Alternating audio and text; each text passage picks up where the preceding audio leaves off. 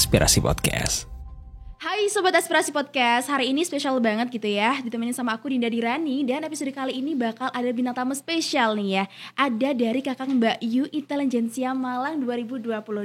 Mari kita sambut gitu ya Kakang Rega dan juga Mbak Yu Neva. Yes gitu ya. Mungkin bisa perkenalan dulu kali ya Mbak Neva dan juga Mas Rega. Silahkan. Oke, terima kasih Dinda. Halo Sobat Aspirasi Podcast. Perkenalkan saya Kakang Rega Aprilianto. Saya adalah lulusan Public Relations Universitas Brawijaya. Dan sekarang kesibukannya sebagai MC freelance dan ya sebagai sebentar menjadi seorang juru bahasa isyarat. Oke, halo. Perkenalkan, namaku Nevana Kadyusa Kusuma, bisa dipanggil Mbak Yu Nevana. Aku adalah Mbak Yu Intelligentsia Kota Malang 2022. Aku sendiri sekarang berkuliah di Universitas Negeri Malang, jurusan Desain Komunikasi Visual.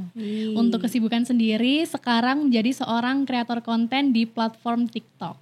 Tuh. Oke nih, nah karena kan kebetulan banget nih ya Mbak Yu dan Kakang ini ya baru aja gitu ya kemarin tahun lalu gitu ya tepatnya ya dinobatkan menjadi Kakang Mbak Yu Intelligentsia. Nah menurut dari Kakang dan juga Mbak Yu ini masing-masing apa sih arti pigeon itu, terutama Kakang Mbak Yu? Oke.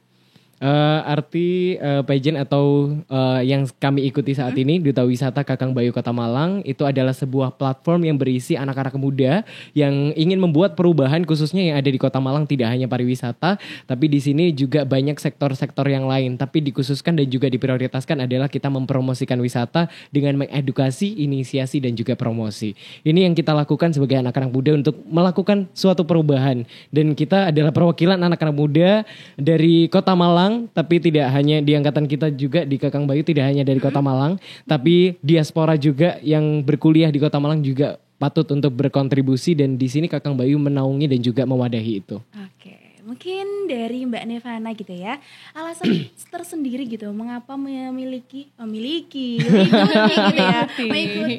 ajang Kakang Mbak Yu Kota Malang. Oke, kalau dari aku sendiri, Kakang Mbak Yu itu kan merupakan seorang duta wisata Kota Malang.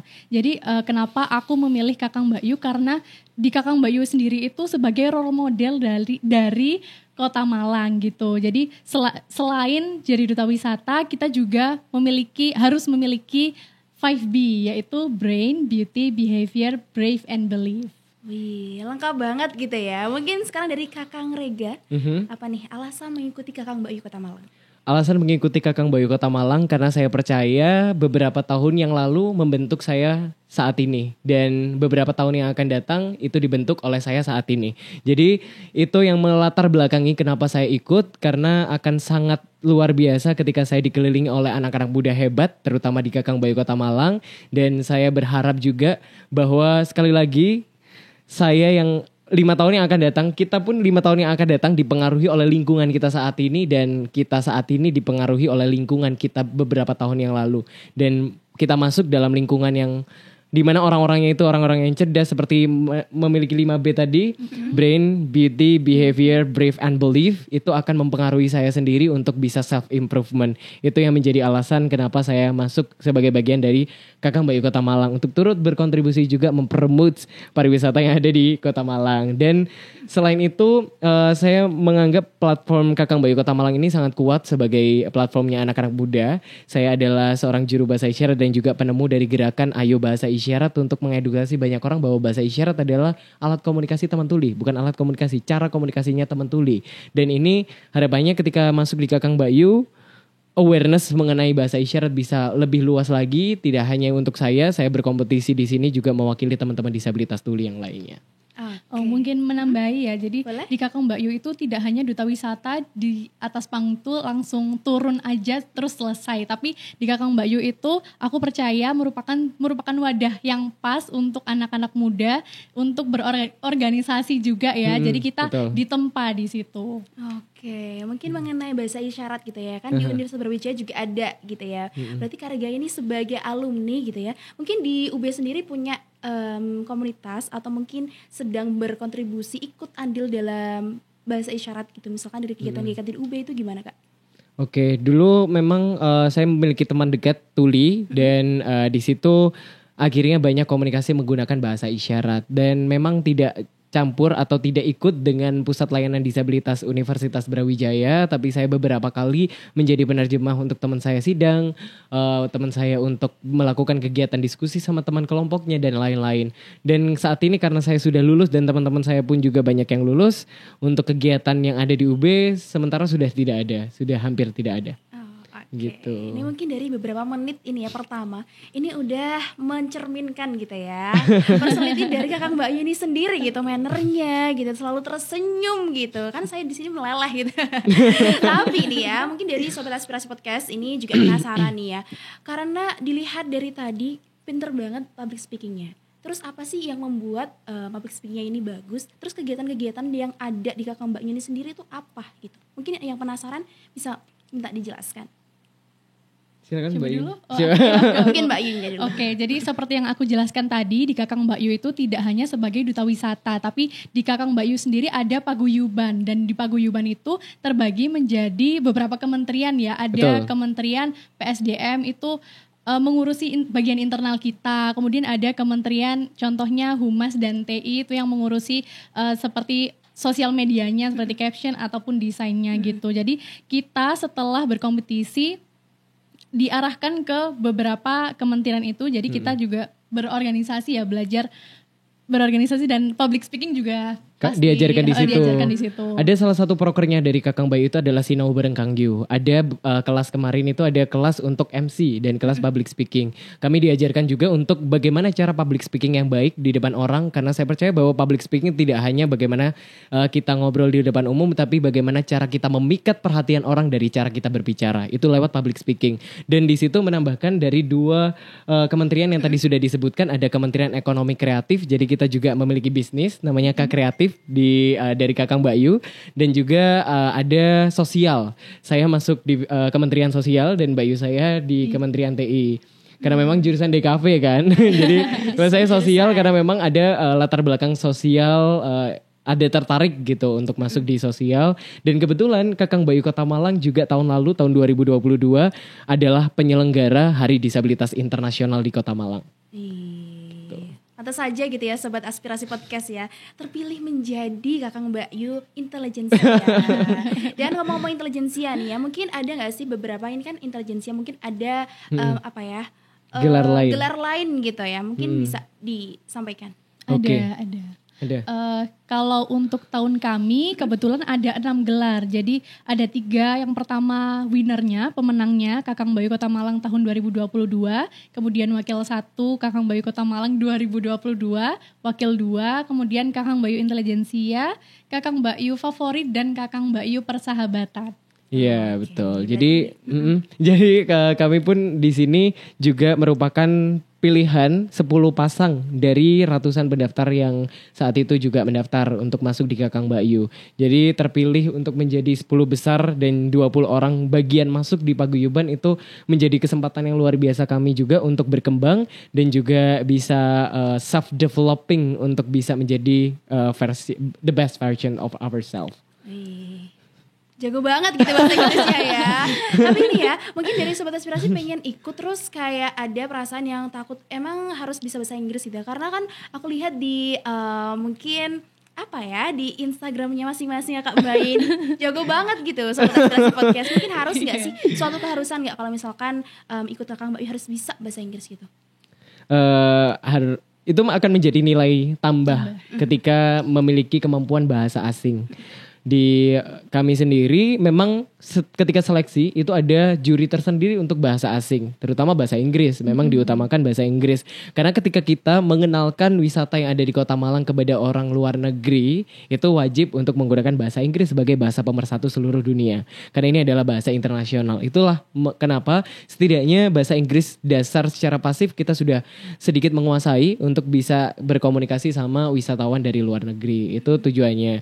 Dan kami sebenarnya juga masih dalam proses belajar bahasa Inggrisnya. Yang penting kita, kalau yang tadi disampaikan melihat di sosial media, mungkin yang speech kita yang waktu grand final tahun lalu ya, yang educates, initiates, and promotes. Betul, ya yang itu. Iya, yang itu. Tapi selain selain itu, selain public speaking yang bagus gitu ya, mungkin bahasa Inggris juga menjadi nilai tambah. Mungkin ada nggak sih kriteria-kriteria yang menjadi Kakang dan Mbak Yu, Kakang Rega dan juga Mbak Yuneva ini menjadi mendapatkan gelar intelijensia? Mungkin ada prestasi atau mungkin apa kriteria-kriteria apa yang menjadikan itu? Oke. Kalau kriteria sampai saat ini kita juga masih belum tahu, bukan nggak tahu sih, karena memang seluruhnya itu hak dari Dewan Juri. Seluruhnya hak dari Dewan Juri, yang penting kita ada tahu persyaratannya adalah umur 17 sampai 24 tahun dan berdomisili di Malang minimal 2 tahun selama menjabat, saat menjabat. Itu aja sih sebenarnya. Untuk kriteria-kriteria lain seperti tinggi badan itu di Kakang Bayu tidak ada minimal tinggi badan sama sekali kalau untuk ikut. Jadi kami juga salah satu yang paling mini.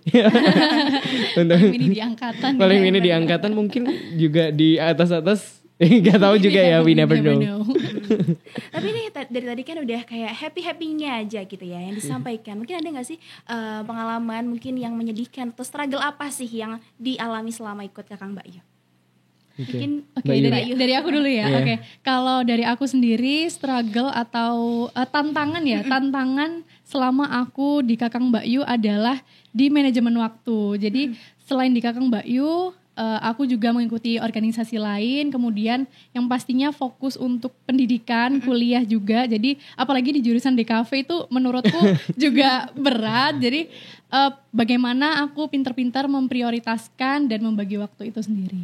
Oke, awalnya sih sebenarnya berat ya, tapi sejauh ini kita udah hampir 1 tahun ya, hampir 1 tahun 10 bulanan di Kakang Bayu dan lancar-lancar aja. Cuma berat di awal gitu.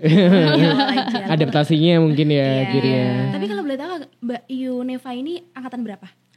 Di kuliah maksudnya. Angkatan 21. Mas Rega 19.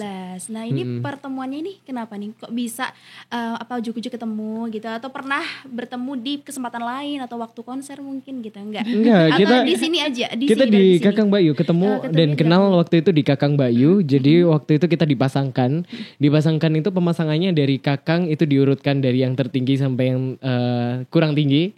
Lalu yang paling tinggi sampai yang yang belakang itu juga Mbak Yunya. Dan kita kebetulan terbagi di yang paling belakang ya, alias yang kurang tinggi di antara yang lain. Akhirnya kita sepasang dan itu barulah kita ketemu untuk membangun chemistry dan kita membangun kontrak pasangan ya untuk bisa chemistry itu bisa terbangun dengan cepat. Waktu itu gitu sih ceritanya. Tapi mungkin ada tips gitu ya gitu. Tips kenapa bisa langsung bisa jadi chemistry gitu loh. Mungkin ada awal-awal gitu. Ini kok ini itu nggak ada ya. Langsung aja klop gitu. Kalau langsung aja klub kayaknya enggak sih. Kayaknya enggak sih. Sedikit spill juga bahwa memang awal-awal itu saya menyarankan untuk membuat kontrak pasangan karena ada beberapa teman saya juga yang sebelumnya mengikuti ajang seperti ini. Akhirnya saya tahu kalau memang ternyata harus membangun chemistry sama pasangan. Dari situ saya mengambil sebuah strategi agar setidaknya hasil apapun yang saya terima nanti itu setidaknya sama pasangan sendiri itu saya memiliki koneksi yang sangat baik. Karena juga mempengaruhi keberlangsungan nih, kelancaran juga agendanya gitu ya. Sepakat. Betul. Dan aku sebagai pasangannya Kang Rega waktu itu finalis, bersyukur banget Kang Rega udah menginisiasikan kontrak pasangan yang mana kontrak pasangan ini adalah dari idenya sendiri. Jadi finalis-finalis yang lainnya itu gak ada ya. Jadi cuma kita aja. Atau mungkin takut Mbak Neva digandeng sama yang lain. Takut cari yang lain mungkin jadi bisa jadi gitu lah. Mungkin ada gak sih kejadian-kejadian yang mungkin tak terlupakan gitu. Mungkin ada kejadian yang jatuh dari panggung atau gimana gitu. Mungkin ada Mbak Ayu. Kejadian memalukan maksudnya? Ya mungkin memalukan atau mungkin menyeramkan waktu asrama gitu mungkin ada. Asrama. Iya. Apa ya? Kejadian sebenarnya gak tahu ya unik atau enggak. Saya kebetulan juga waktu itu dipercaya untuk memimpin Hari Disabilitas Internasional namanya Inklufas, Inclusive Festivals. Di situ di mana saya bisa fokus banget 100% untuk mengeluarkan tenaga saya untuk bisa menghandle sebuah acara yang mana itu tidak hanya kita sebagai Kakang Mbak Yu mempersembahkan acara tersebut, tapi kita juga harus rekrut volunteer dari luar Kakang Mbak Yu, di mana saat itu ada 6 volunteer disabilitas. Jadi memang tujuan kami di acara itu tidak hanya acaranya untuk teman disabilitas, tapi juga dari dan kepada teman disabilitas. Gitu. Itu yang jadi momen yang cukup emosional karena waktu itu ketemu sama banyak teman disabilitas netra, daksa, rungu, wicara, semuanya itu waktu itu ketemu. Dari situ akhirnya timbul makin rasa bersyukur, dan ketika saya bukan bagian dari Kakang Mbak Yu, saya tidak akan bisa mudah untuk bisa mempersembahkan Hari Disabilitas Internasional. Wih, keren banget gitu ya. Jadi emang buat teman-teman yang memiliki kebutuhan khusus gitu, mungkin disabilitas tadi gitu ya, mungkin tanpa batas gitu, kita juga saling untuk menghargai equality. Gitu. Yes, kalau Mbak Yunevana gimana? Jadi ambil alih. Boleh dari Mbak Neva? Pengalaman yang gak terlupakan gitu ya maksudnya ya. Ada sih waktu itu ada di acara pesta kampung tematik. Jadi kita dari angkatan 2022 itu ditugaskan untuk monitoring ke kampung-kampung yang ada di Kota Malang. Nah kebetulan waktu itu saya bertugas monitoring sama Kakang Rega ini. Jadi kita waktu itu dapat ke kampung 3D, kemudian kampung warna-warni Jodipan dan kampung Lampion. Tuh kita senengnya di situ adalah kita disambut hangat sama warga di sana ya, dan mereka itu lucu-lucu. Terus kita sampai makan itu sampai kalau bahasa Jawanya itu kelempokan gitu loh. Saking disambut hangatnya kita akhirnya bisa kayak suatu kehormatan juga bisa disambut seperti itu, karena kami di situ ingin mengajak mereka untuk gabung di acara kami Pesta Kampung Tematik, initiate dari Kakang Mbak Yu, salah satu program kerjanya juga. Dan di sini kita menemukan banyak sekali keunikan dari tiap-tiap kampung. Kebetulan kan kita dibagi pasangan ini kemana, dan kita berdua dapat kampung yang tadi 3 kampung tersebut kita dapat kesempatan untuk makan gratis, lalu untuk menikmati indahnya tiap-tiap kampung, keunikan tiap-tiap kampung, bakatnya juga. Dan kita waktu itu sampai main sama anaknya juga. Iya, sampai anak Pok Darwis itu kita main bareng. Iya. Yang belum tahu Pok Darwis itu adalah kelompok sadar wisata. Jadi di tiap-tiap tempat wisata ada seperti itu. Di tiap kampung tematik di Kota Malang. Betul. Mungkin dari kedua tadi yang udah bercerita, aku bisa simpulin bahwa benefitnya gitu bisa makan gratis gitu ya. Itu salah satunya sih. Salah satunya juga. Nah tapi ini mungkin ya bisa selain yang tadi disampaikan gitu ya, mungkin ada nggak sih dari anak-anaknya mungkin yang sampai sekarang tuh kalau misalnya sempat kesana lagi atau belum? Kalau main lagi gitu setelah program itu? Belum. Terakhir waktu acara pesta kampung tematik saat itu. Tapi kami masih kontak ya sama beliau, sama tim Podarwisnya. Kita balas-balasan status WA. Iya. Masih follow-followan juga, masih keep in touch lah. Tapi pastinya kami ingin untuk mampir ke sana lagi. Masih berhubungan baik, jadi mungkin lain waktu ya. Kalau ada waktu kita pasti ke sana lagi. Nah, setelah kegiatan-kegiatan udah disebutkan gitu ya, udah disampaikan juga dari Kakang Mbak Yu masing-masing. Nah ini ada gak sih perasaan gitu setelah dinobatkan menjadi Kakang Mbak Yu Intelijensia 2022 Kota Malang? Dari Mbak Yunya dulu. Ada pasti. Rasanya gimana? Jadi awalnya itu kaget karena gelar Mbak Yu Intelijensia ini adalah gelar pertama di Kakang Mbak Yu Kota Malang. Jadi apalagi aku dipercaya atas gelar ini.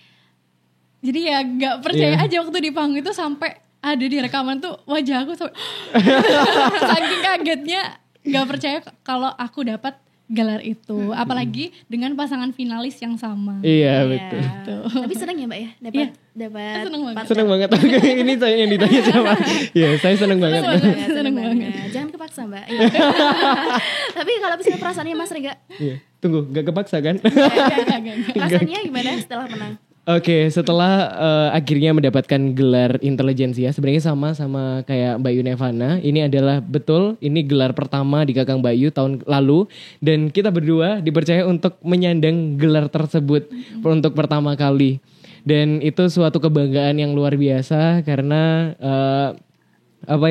Kakang Mbak Yu intelijensia kayak ini baru pertama kali. Pokoknya gak bisa tergambar sama kata-kata saking bangganya dan juga kagetnya. Waktu itu juga ada di YouTube, masih ada tayangan ulangnya. Dan di situ wajah saya juga tidak kalah kaget melihat, apalagi di situ terekam juga ekspresi ketika nama Mbak Yu saya dipanggil juga menemani saya untuk masuk menjadi Mbak Yu intelijensia. Jadi pasangannya.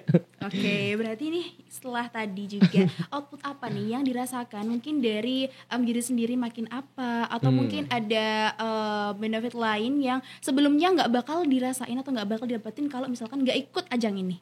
Oke, baik. Yang pertama itu pastinya cara penampilan.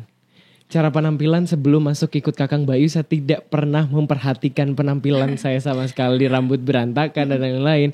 Saya baru tahu grooming dan lain-lain, penampilan rapi, cara mix and match baju yang formal seperti apa, non formal seperti apa. Itu baru tahu di Kakang Mbak Yu, karena itu pengaruhnya sangat luar biasa. Dan ketika melihat bagaimana proses saya di sebelum Kakang Mbak Yu, penampilannya jauh terlihat jauh berbeda dari penampilannya. Lalu bagaimana cara kita pembawaan diri ketika ngobrol, pembawaan diri ketika ngomong di depan umum, meskipun saya sebelumnya adalah seorang penyiar radio, tapi pembawaan itu pasti berbeda sebelum dan sesudah masuk di Kakang Mbak Yu Kota Malang.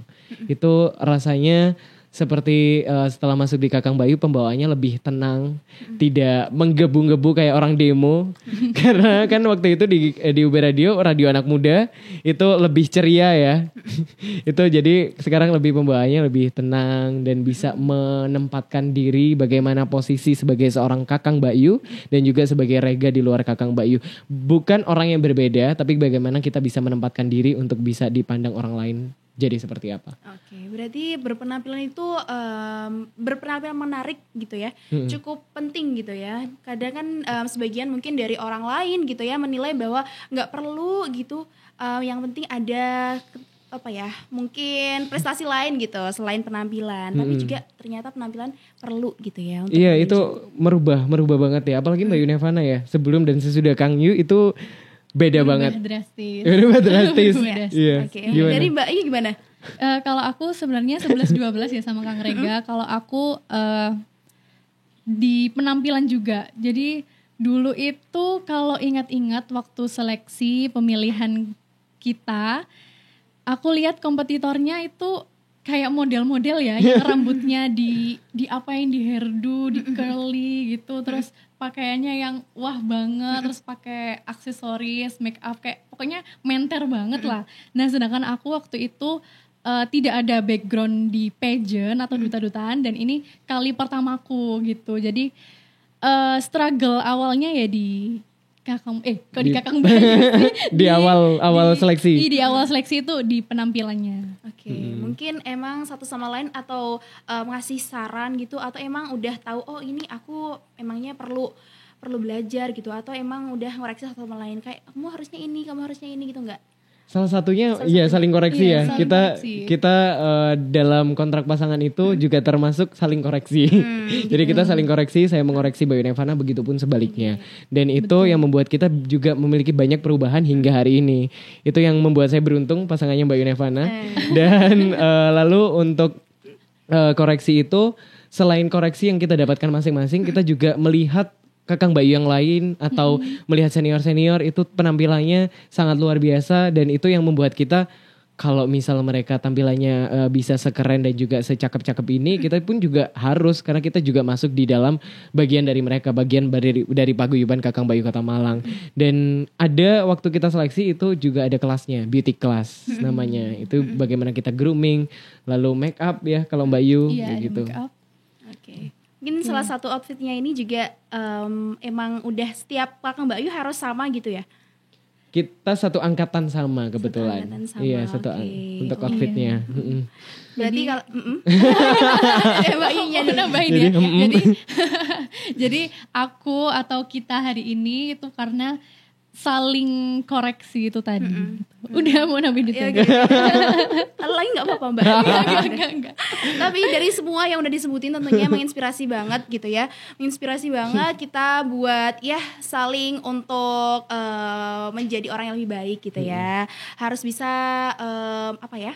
menjaga hubungan dengan orang lain juga, karena kan kita hidup sebagai makhluk sosial juga gitu ya, harus Betul. toleransi dengan teman-teman yang berkebutuhan khusus gitu, dengan tadi statement-statement yang udah disampaikan satu sama lain gitu. Iya, Dan betul. mungkin ini Kakak Mbak Yu diselenggarakan setiap tahun gitu ya. Iya, setiap tahun. Setiap tahun. Mungkin dari teman-teman aspirasi podcast yang ingin nih join buat ikut seleksi Kakak Mbak Yu Kota Malang gitu, mungkin bisa disampaikan? Oke, baik. Dan untuk Sobat Aspirasi Podcast, kebetulan di bulan Juli ini itu Kakang Mbak Yu Kota Malang sudah membuka pendaftaran pemilihan Kakang Mbak Yu. Jadi buat kamu yang umurnya 17 sampai 24 tahun, segera daftarkan diri kamu, dan ini bisa kamu cek untuk info selengkapnya di @kangyu_malang Instagramnya gitu. Dan oh ya, satu lagi, kita di Kakang Mbak Yu juga membawa program kerja masing-masing waktu seleksi ya. Jadi kita ditanya program kerjanya apa, salah satunya kalau saya itu membawa program kerja untuk membangun pariwisata ramah disabilitas. Oke. Kalau Mbak Yunya? Kalau aku program kerja konten TikTok, jadi linear dengan jurusanku. Kemudian kenapa kok milih TikTok? Karena itu merupakan sosial media yang relevan saat ini dan trafficnya itu sangat gede. Jadi kalau misalkan ini pengaruhnya gitu ya dengan masyarakat itu sangat besar gitu. Mungkin last statement buat penutup perjumpaan kita. Mbak Yunya dari mana? Oke. Siapa dulu? Siapa dulu? Sweet. Oke, last statement. Sebagai anak muda pastinya kita harus membuat suatu perubahan. Karena perubahan sekecil apapun yang kita lakukan hari ini, itu akan merubah dunia di masa yang akan datang. Oke deh, merubah dunia gitu ya. Catat. Oke, Mbak Yunya, silakan. Oke, tadi kalau Kang Rega udah pakai bahasa Indonesia, quotes-nya aku mau coba pakai bahasa Inggris. Wow. Oke, untuk teman-teman aspirasi podcast, you have to work really hard, do not quit, and don't forget to take a break. Wow, gitu ya. Kalau ini aku nggak bisa buat ngulangin. Aku udah lupa gitu ya. Oke, yang intinya bahwa setiap orang gitu ya. Gimana, Mbak? Mungkin kalau di bahasa Indonesia kan itu work hard, pray hard, and don't forget to Take a rest. take a rest, Take a iya. rest. Jadi walaupun kita harus berusaha keras gitu ya, tapi jangan lupa buat istirahat gitu ya. Boleh. Oke, mungkin thank you banget buat Mbak Yunevana dan juga Mas Rega, Kakang Rega gitu ya, yang udah menyempatkan hadir di Aspirasi Podcast episode kali ini gitu ya. Yang mungkin menginspirasi juga buat Sobat Aspirasi Podcast di rumah. Thank you yang udah nonton gitu. See you and bye-bye. bye.